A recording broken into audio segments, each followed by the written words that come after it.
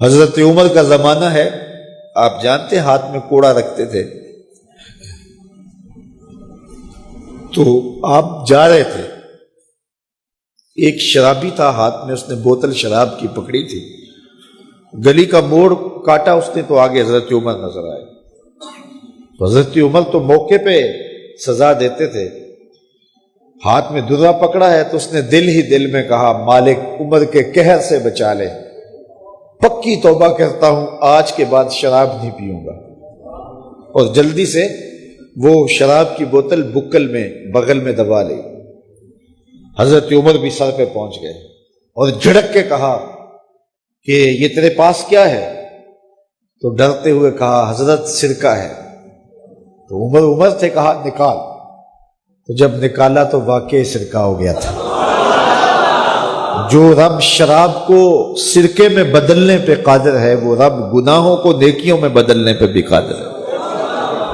تو اس کے در پہ کوئی آئے تو صحیح، جھولی پھیلائے تو صحیح، ہم تو مائل بکرم ہیں، کوئی سائل ہی نہیں، راہ دکھلائیں کسے، راہ روے منزل ہی نہیں۔ کوئی اس کی دہلیز پہ تو آئے، اس کی چوکھٹ پہ تو آئے، بلکہ اس کی رحمتیں تو بہانے ڈھونڈتی ہیں۔ بشر حافی ایک بہت بڑے شرابی تھے اور زندگی شراب کے نشے میں دھت گزرتی تھی۔ ایک دن گلی سے گزر رہے تھے، کاغذ کا ایک ٹکڑا دیکھا، اس پہ رب کا نام لکھا تھا۔ یار بندہ گناہ گار ہو بے ادب نہ ہو، گناہ گار ہو بے ادب نہ ہو، تو کاغذ کے ٹکڑے پہ رب کا نام لکھا تھا، اس کو اٹھایا، چوما، صاف کیا، خوشبو لگائی اور اونچی جگہ پہ رکھ دیا کہ یہ میرے رب کا نام ہے، اور شراب پینے پھر میخانے میں چلے گئے۔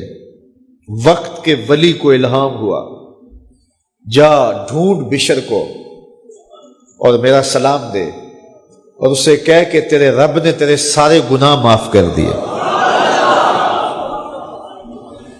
نکلا، پوچھا بشر کون ہے؟ لوگوں نے کہا وہ تو بہت بڑا شرابی ہے۔ اللہ اکبر۔ گھر پوچھا، کہا وہ شراب خانے میں ہے۔ شراب خانے میں پیچھے چلے گئے۔ وقت کا ولی اللہ شراب خانے کے دروازے پہ دستک دے رہا ہے۔ اندر سے آواز آئی، کون؟ نام بتایا، کہا میں بشر کو ملنا چاہتا ہوں۔ کہا وہ تو نشے میں دھت پڑا ہے۔ ساقی میخانہ نے کہا کہ وہ تو نشے میں دھت پڑا ہے، کہا اسے ملنے آیا ہوں۔ تو اس نے جا کے کہا کہ باہر تیرا کوئی مہمان ہے۔ تو بشر نشے میں ہی ڈولتا ہوا ننگے پاؤں دروازے پہ آیا۔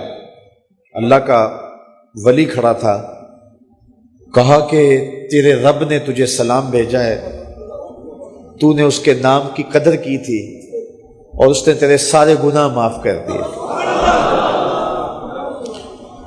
بشر حافی ننگے پاؤں تھے، اس وقت نشے میں تھے۔ نشہ شراب کا تھا، لیکن رب کا سلام آیا تو یہ نشہ اس سے بھی اوپر تھا۔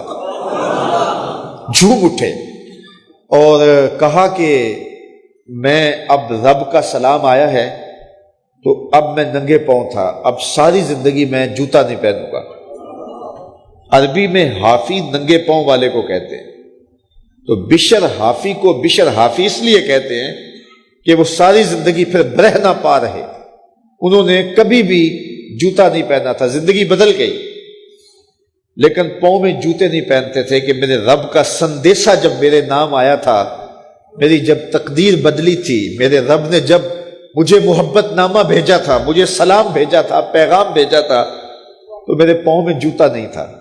تو بشر حافی جوتا نہیں پہنتے تھے، تو رب نے کرم یہ کیا کہ بشر حافی نے گھر سے مسجد میں جانے کے لیے جو راستہ اختیار کرنا ہوتا تھا، اس راستے پر جانور گوبر نہیں کیا کرتے تھے، جانور نیت نہیں کیا کرتے تھے۔ یہ بشر حافی کی گزرگاہ ہے۔ ایک دن ایک شخص آیا تو جس راستے سے بشر حافی گزرتے تھے تو وہاں کسی جانور کا گوبر پڑا ہوا تھا، تو اس نے بلند آواز سے کہا ایھا الناس، لوگوں سن لو، بشر حافی انتقال کر گئے۔ لوگوں نے کہا تمہیں کس نے بتایا ہے؟ کہا یہ گوبر پڑا ہوا ہے، اس کا مطلب ہے کہ آج بشر حافی اس گلی سے نہیں گزریں گے۔ تو جب پتہ کیا گیا تو حضرت بشر حافی کا واقعہ انتقال ہو گیا. کوئی سچی توبہ کرے تو صحیح، کوئی اس کی دہلیز تو آئے تو صحیح. ہم تو مائل بکرم ہیں، کوئی سائل ہی نہیں، راہ دکھلائیں کسے رہ روے منزل ہی نہیں. کوئی جھولی تو پھیلائے وہ تو کریم ہے، اس کی تو رحمتیں آواز دے رہی ہیں، یا ایھا الانسان ما غرک بربک الکریم. او بھاگے ہوئے انسان، آجا پلٹ کے، تیرا رب بڑا کریم ہے.